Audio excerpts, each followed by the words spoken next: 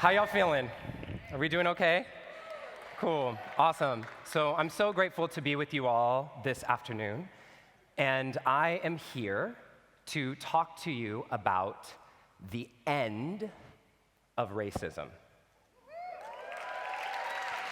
The end of racism, and I don't mean fighting about it, I don't mean learning about it, I don't mean studying it, I don't mean researching it, I don't mean making it better, I mean ending this shit.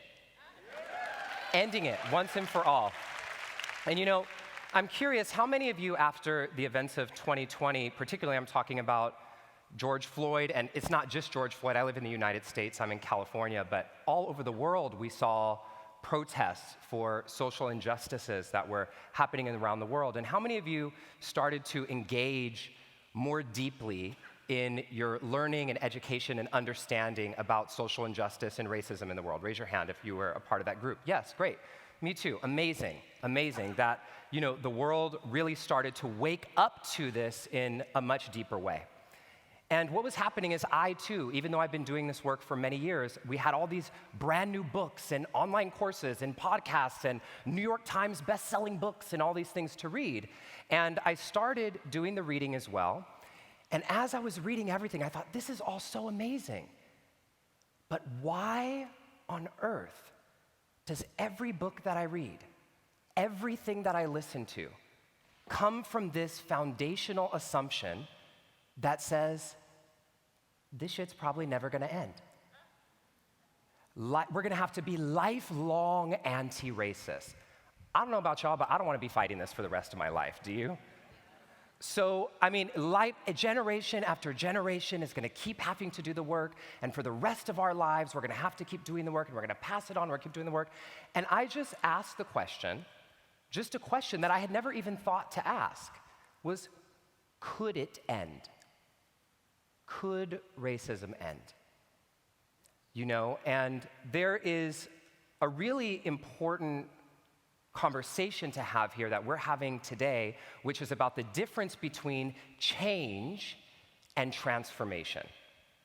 So things change all the time, and we focus on change a lot. But when something changes, you can usually change it back. Change it again. We have a lot of change, political parties, who's in charge, whatever. And what ends up happening is we end up oppressing just a slightly different group, just looking a little bit differently. With transformation, the difference between change and transformation is when something transforms, what was is no longer available in the same way. A caterpillar becomes a butterfly. The butterfly cannot get on the edge of the twig and say, you know what? I'm a little afraid of this flying thing, let me go back, right?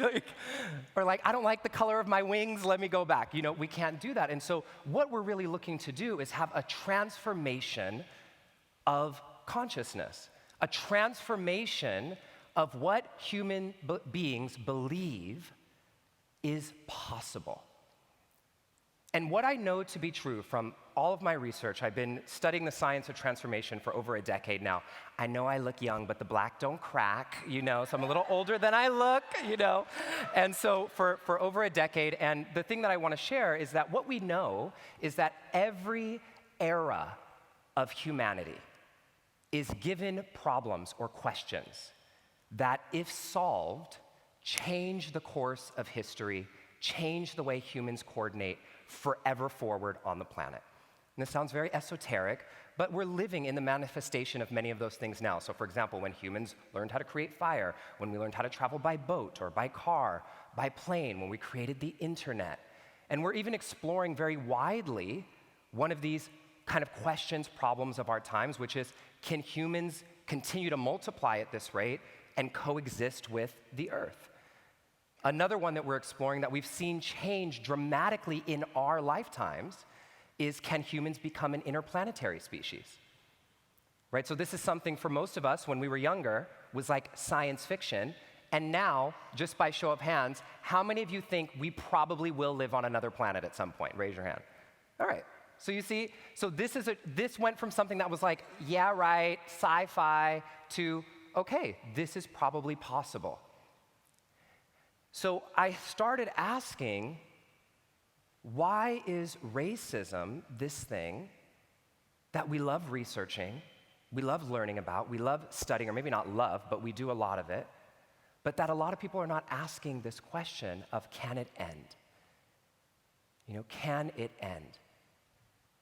And so this question brought me back to think about my own family. And so here's little Justin. I don't know if you can see me. Can you see my slides? I looked like I even had the microphone and everything today. And I grew up in a home with a black father, African American, and a white mother. My mom is Persian and Middle Eastern and Italian. And when my white mom decided that she was going to marry my black father, my grandparents on my mom's side, this is my mom's family, decided that they were going to disown my mom. Because even though they would have not considered themselves racist, even though Italians were not even considered white at the time, even though they had black friends and family and people that they worked with and enjoyed and communicated with, their daughter marrying a Negro, as they would say at that time, was not going to be okay. And this is really hard, for our family. And they thought that it was going to talk my mom out of it. And so my mom ended up getting married. Here's my mom walking down the aisle with my dad's grandpa walking her down the aisle. Nobody in my mom's family went to her wedding. No one. But I tell you this story to tell you about the miracle that happened next. My grandfather went back to this family and said, okay, look, y'all, it didn't work. We thought we were gonna call it off. We had no idea that she was gonna really stick through this. We don't know how we're gonna do it, but we're gonna welcome her back, and we gotta figure this out. And you have to imagine, this is after imagine my dad's family knowing that the woman that he's marrying, his family doesn't like you because you're black, and my grandpa's now, we have to figure this out. And so the family came back together, and this is the family that I grew up with. And so thank you. And I'm showing this to illustrate a point. And one of my favorite pictures here is, so my dad on that side, my dad dancing with my grandmother at the ceremony they had for my parents much later. And just you can see my cousins and the mix that we had in our family. And I don't share this with you to kind of be like, and it was happily ever after, abracadabra, everything was fixed. It's not what it was. Absolutely not what it was. I share this with you because the way that our family was able to come together, and I have to tell you, our family came together in a way that I thought, honestly, until I left for college, I thought racism was a thing of the past.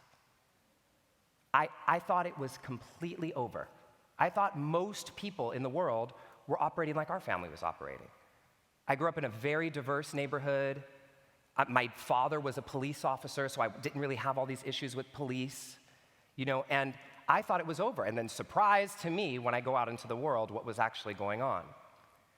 But what I learned in this family was something that I can never forget, and now I've dedicated my life to traveling around the world and teaching and speaking and writing about this topic and studying this topic of what causes people to transform. And I want to bring a few things to you today. So the first thing, the way that our family came together was first, everyone knew the truth of what happened. I knew about the story of what happened when I was a little kid. Nobody was too young or too old or too whatever to know the kind of story where our family started off. And the second thing is the most important thing that I want to share with you right now. And that is that our family had made a commitment that no matter if somebody said the wrong thing, if racist things came up, if somebody didn't know how to have a conversation, if there were arguments, that we knew that we were all committed to moving in the same direction. This is the difference between being anti-something, between fighting something, and fighting for something, moving toward something. Oh, thank you. And so this work that I learned with my family in terms of being able to walk towards something and move towards something, I watched how this helped us come together across what seemed like it would be just an uncrossable divide. And so I want to, share with you all that the reason I'm up here today, and we're going to be exploring this much deeper in my immersion session that we're having this afternoon. I still think we have some space if some of you want to come. Is I'm actually writing my next book with a woman named Shelly Tegelski. So many of you may know her because she's involved with the Wellbeing Project. Yeah, Shelly's amazing.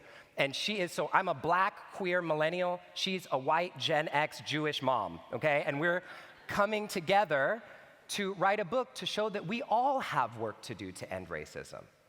All of us, not just white people, definitely not just people of color, not just black people. We all have to come together because the truth of the matter is we keep talking about being on this bridge. We have to create a bridge to equality.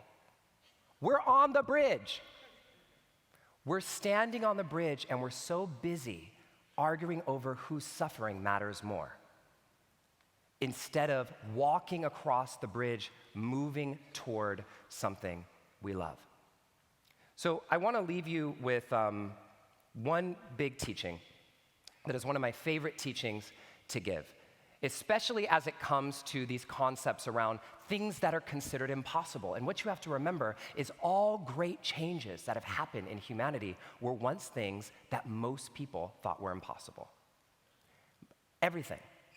And so with this concept of, again, not just talking about racism, but ending racism, what I need y'all to know, I need everybody to say this with me right now. Everybody say fear and faith.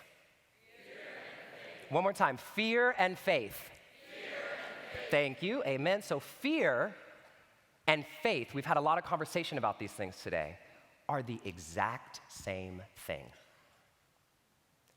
Sounds like a good Instagram meme, but I mean it because every version of fear and faith require you to believe in something you can't see and that hasn't happened yet. That's it.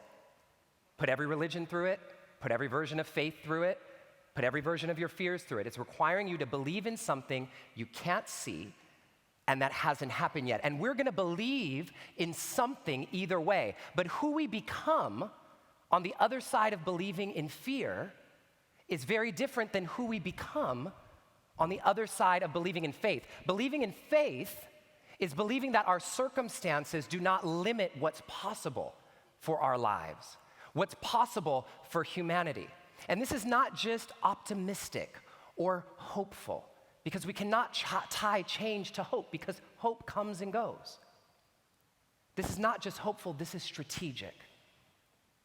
Because every change that has happened in humanity has happened because some crazy people chose to believe in faith, chose to look around them and say, even though these are my circumstances, I believe that more is possible. What would make enslaved Africans look around them and say, one day we could be free? Look at the women's rights movement, even though we have a long way to go. Look at the LGBTQIA+ movement, even though we have a long way to go. For those of us in this room, the life we are living now, like Dr. Sarah King so beautifully said, these are our ancestors' dreams. So let us come together and dream a bigger fucking dream. Let's dream a dream. Let's dream a dream that we can only dream because of the dreams that our ancestors have dared to dream. Let us dream and then take action to end racism in this generation. Thank you so much. Thank you.